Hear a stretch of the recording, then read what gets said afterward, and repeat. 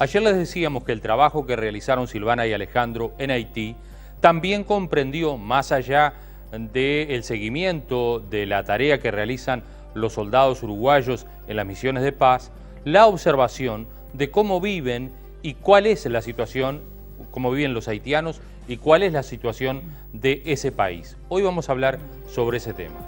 Alejandro, Silvana, ¿cómo describirías o cómo describirían la situación política hoy de Haití? Bueno, hoy Haití se encuentra en una etapa de transición. Hay un nuevo presidente que ha sido elegido, Michael Martelly, con un gran apoyo de la población, que se notó inclusive en las calles. Nosotros al momento de llegar al país, el lunes se conocieron los resultados de las elecciones que daban ganadora a Martelly. Esto provocó una manifestación casi espontánea en las calles, que incluso nos sorprendió a nosotros en Puerto Príncipe, donde la gente salía a manifestar su alegría por este nuevo presidente que va a tener Haití. Recordemos que Haití viene de algunas situaciones políticas un poco complicadas. Hubo dos golpes de Estado, uno en el 91 y otro en el 2004. El último, 2004, que provocó también que la ONU interviniera. La misión de las Naciones Unidas comienza luego del golpe de Estado de 2004. Y bueno, hay una gran expectativa fundada en la población hacia Martelly, para trabajar y para solucionar los problemas que tiene Haití, que como mencionamos ayer son grandes y son en varias áreas. De hecho, Wilson, nos comentaban allí de que si no hubiese justamente ganado el favorito, que era esta persona, es cantante, de hecho tiene un estudio de grabación y se ha hecho popular por un ritmo que generó, o sea, es el creador de un ritmo que ellos está cantado en creol y que ellos se identifican, la población, con ese ritmo, como lo es aquí puede ser la música tropical, en fin, el folclore, bueno, es como un sello que tiene la población justamente con Michael Martelly. Hubiese sido realmente trágico, nos decían, allí sí hubiese sido caótico si los resultados no hubiesen apoyado a esta figura puntual, porque bueno, estaban todas las pilas concentradas y apuntaban a él tras, como decía Ale, un fraude, luego de un balotaje, recordemos que se concreta el domingo 20 de marzo, y donde allí efectivamente, bueno, hay denuncias de fraude y bueno, lleva a que se haga como un segundo escrutinio, ¿no? Ya digamos el conteo final para dar ganador, ya 6:30 de la tarde es lo que vemos en pantalla cuando ya los primeros resultados salen a luz. ¿Es una población muy politizada o muy pendiente de la política, digamos, los haitianos? En realidad no parecían tan pendientes de la política en general, sí en particular de esta elección, por la situación que vive Haití luego del terremoto y por lo que decíamos hoy, por las carencias que tiene la población en general. Y además que la figura de Martelly, como decía Silvana, es una persona muy popular en Haití. Él además hizo una campaña basándose en algunos eslóganes y de alguna forma intentando llegar a la población. Usó una especie de un logo de campaña que era un buey, que es la figura clásica de la agricultura de allí de Haití, como una forma de llegar a la población del campo. Y también usó una especie de eslogan también para identificarse con la población, que era Tête Calée, que significa simplemente pelado. Acá, como se usó, por ejemplo, en la campaña política de Mujica, Pepe Mujica, bueno, ya él usó Tête Calée, pelado, para llegar de alguna manera a la población, y eso es nada más lo que la gente gritaba el día de los festejos. El cántico era Tête Calée. ¿Cuál es la situación social que viven los haitianos? Me refiero al tema del trabajo, al tema de los ingresos, más o menos. ¿Cuánto gana un haitiano promedio? Según algunos estudios, el haitiano, la mitad de la población, el haitiano promedio, gana menos de $1 diario, y con eso debe subsistir ese día. El ingreso diario es menos de $1 diario, y con eso subsisten. Igualmente se ve en las calles una gran diferencia social, gente que tiene muchísimo dinero y gente que tiene muy poco. Y lo veíamos, por ejemplo, en las calles, y de hecho estamos compartiendo estas imágenes de, claro, el contraste, están como hasta de una cuadra a otra el paisaje cambia de una manera, justamente la gente o es muy pobre o es muy rica, no hay clase media, entonces allí se ve el contraste sobre todo en el medio de transporte, los vehículos, hay camionetas costosísimas, 4x4, se manejan, que aquí tienen un valor entre 34.000, 40.000 dólares. Bueno, allí salen 5 o 6.000 dólares. Recordemos que no hay leyes, no pagan impuestos, no pagan patente. O sea, el vehículo se retira directamente traído de Estados Unidos del puerto y uno sale andando. Sí, Ivana, ¿y en qué viaja la gente? ¿Cómo es el transporte, el sistema de transporte? Allí veíamos realmente pintoresco y lo vemos en pantalla, son camionetas adaptadas. Es el transporte colectivo, digamos, el común de la gente, sí. El que, digamos, puede pagar, el que realmente vive con muy poco. Ellos le llaman el tap-tap, por el golpe tap-tap, se le hace a la ventanilla, y por lo pronto se llama así y ya lo identifican, donde realmente eso a nosotros en general nos sorprendió, la cantidad de gente que carga. Llegan a cargar, pero aparte van colgados de los techos, es un peligro, van mamás con bebés, van hasta 15, 20, 30 personas, son camionetitas, los que ellos la adaptan, recortan y agregan una cúpula más arriba por el tamaño para ir sentados, hacen todo casero, ¿no? Banquitos, todo, y bueno, y ahí lamentablemente cuando vuelca un tap-tap, un vehículo de esto es drástico, porque 2 días antes que llegáramos nosotros se habían producido 13 muertes de ese tap-tap, automática, porque eso vuelca, ellos van a gran velocidad, y bueno, y es un peligro, o sea, como que mucho el amor por la vida allí no corre, por todas las condiciones, ¿no? Por todas las enfermedades, lamentablemente, que condenan a esta población, la malaria, el cólera, el SIDA. Entonces, uno ve allí el riesgo cuando cruzan, no respetan como nosotros nos cuidamos, ¿no? Alejandro el otro día me comentaba algunos datos con respecto de la proliferación del SIDA, por ejemplo, en la población más pobre, que llega a porcentajes altísimos. Total. Exactamente, llega a porcentajes altísimos, está por encima del 40%, y no solo eso, sino que además el problema que ha surgido con el cólera ha agravado también más la situación sanitaria. Luego del terremoto ocurrió este brote de cólera en Haití, que complicó aún más, como decíamos, la situación sanitaria de Haití, que ya venía complicada luego del terremoto, con algunas carencias básicas de agua potable, por ejemplo, que es muy escasa el agua potable y de difícil acceso.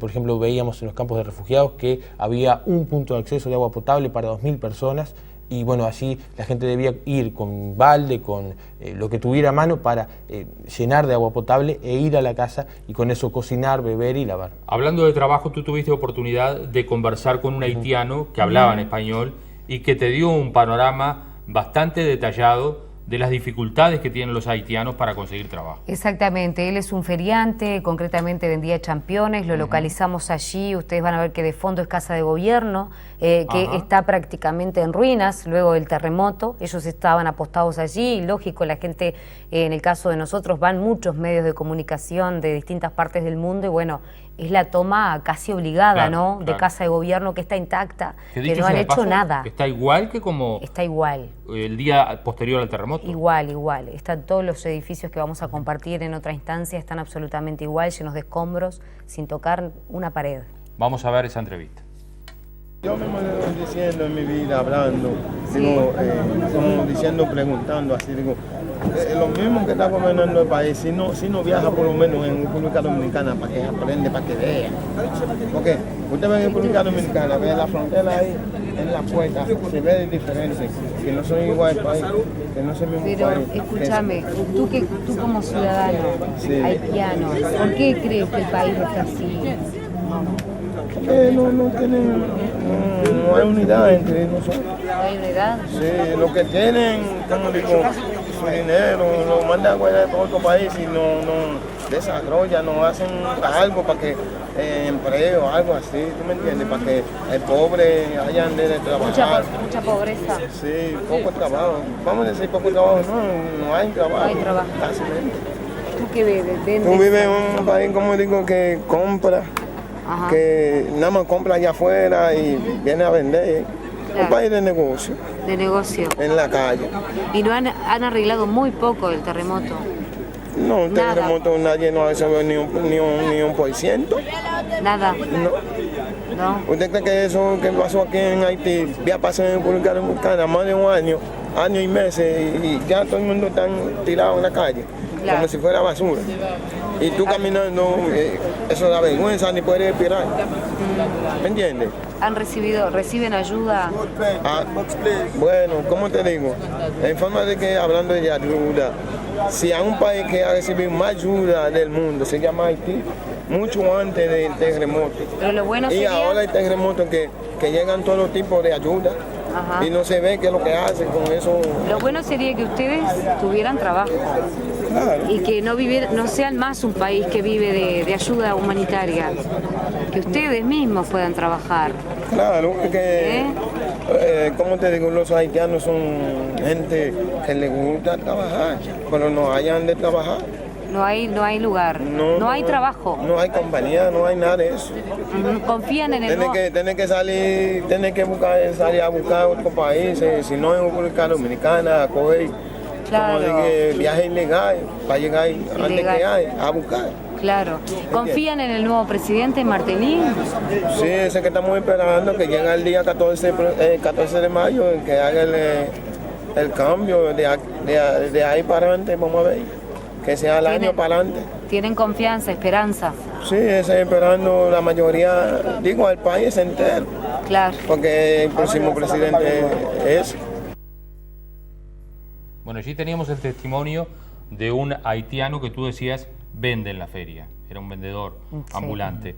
Pero, ¿qué ha pasado con el terremoto? Que también conversabas con él del terremoto. Vos decías que no hay reconstrucción prácticamente del terremoto. No. Pero la gente que quedó desplazada por el terremoto, ¿dónde vive? Bueno, en campos de refugiados, que es justamente como le llaman ellos y que veíamos allí, están a la orilla de la ruta. Ajá. O sea, de por sí ya es un peligro, porque hay muchísimos niños y porque son carpitas precarias que al año y medio siguen en carpitas.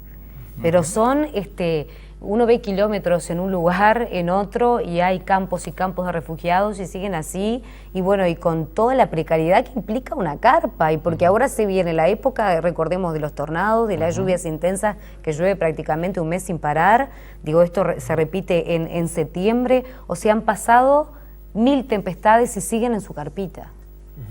Sí, y la reconstrucción que no se nota todavía. Realmente cuando recorríamos las calles veíamos edificios, veíamos calles, casas que habían quedado destruidas por el terremoto y que continuaban así, en ruinas, algunos incluso con inestabilidades. Vimos algunos edificios de 5 o 6 pisos que se había derrumbado un piso y quedaba el resto del edificio. ¿No hay planes de reconstrucción? En realidad los planes de reconstrucción están muy retrasados. Hay zonas donde, según se nos explicaba, es difícil acceder a la maquinaria por la propia montaña, por las dificultades del terreno. ¿Y esos planes, perdóname, de quién dependen? ¿Del Estado, de los organismos internacionales? De los organismos internacionales. El Estado es prácticamente, no quiero decir, sí, claro, nulo, pero sí, en lo que hace la reconstrucción depende... Casi ausente, digamos. Exactamente, es casi ausente. La reconstrucción depende de la ayuda internacional, de los organismos internacionales. Hay algunas reconstrucciones que se están haciendo, principalmente de carreteras. Hay una empresa francesa contratada por la ONU que está haciendo reconstrucción de una carretera para, dar de alguna manera alguna vía de movimiento rápido en Haití, porque la dificultad del movimiento es enorme. Por ejemplo, nosotros para recorrer 100 kilómetros hicimos algo más de 6 horas por la propia dificultad del terreno. Y bueno, en ese sentido se está trabajando, pero como te decía, Wilson, es casi que ausente. Ahí, por ejemplo, vemos imágenes de lo que es la MINUSTA. Exactamente, lo que era la central de la ONU, de la misión de la ONU en Haití, la que fue destruida por el terremoto, allí donde murió un soldado uruguayo que se encontraba. Recordemos Martín, ¿eh? Sí, Bueno, y agregar a estas imágenes justamente que son bien elocuentes y bien ilustrativas, aquí en esta sede puntual de MINUSTA trabajaban, nos decía el intérprete, alrededor de 600 personas. Ese día, un día entre semana que ocurrió el terremoto, murieron 300, la totalidad de los que se encontraban en el lugar. Y lo más triste de todo esto, que si bien no se ha hecho nada, hay cuerpos sepultados aún. Permanecen ahí. Permanecen allí, y de hecho hay gente que lleva su coronita, su flor, familiares, aquellos que han perdido, evidentemente, que saben que se encuentran allí, y esto ocurre no solo en sede MINUSTA, en Casa de Gobierno, en supermercados que fueron absolutamente demolidos por el terremoto, supermercados de 5 o 6 pisos, donde aún queda gente allí. Y bueno, en el caso de un supermercado que se entiende, y lógico, es una propiedad privada, hasta tanto nos decían el dueño no dé la orden, claro, evidentemente, de la remoción, eso sigue no se toca, no se toca. Bien. Es tristísimo. Haití, un país entonces que busca un destino mejor y que esperemos lo tenga con el próximo gobierno que asume en el próximo mes de mayo. Exacto. 14 de mayo, si mal no recuerdo. El 16. El 16 de mayo. Mañana Aquí con Alejandro y con Silvana vamos a estar hablando de las misiones de paz de las Naciones Unidas. ¿En qué consisten las misiones de paz? ¿Cuál es su objetivo? ¿Y cuáles son las acciones concretas que desarrollan estas misiones donde están participando los soldados uruguayos? Muchas gracias.